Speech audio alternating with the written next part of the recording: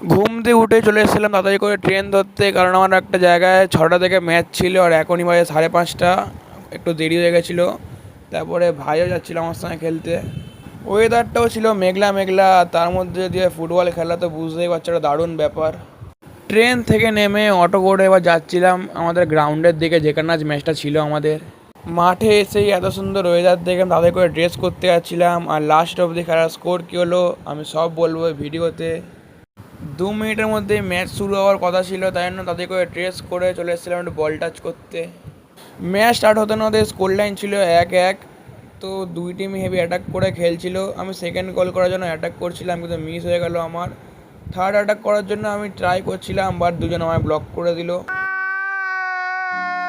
30 minute খেলা চলাকালীন আমরা পেয়েছিলাম একটা পেনাল্টি। তো পেনাল্টিটা আমি মারতে গেছিলাম আমার টিমের হয়ে। তো গোল করার পর এখন স্কোর হলো 2-1। গোল স্কোর করার পরই এমবাপ্পের মধ্যে একটা সেলিব্রেশন দেখাচ্ছিলাম। शाबाश बेटा। 2-1 গোলের ব্যবধানে জিতে আমি যতক্ষণ যাই বাড়ি, আর তোমরা ততক্ষণ চ্যানেলটা নিউ হয়ে থাকলে লাইক সাবস্ক্রাইব করে দিও।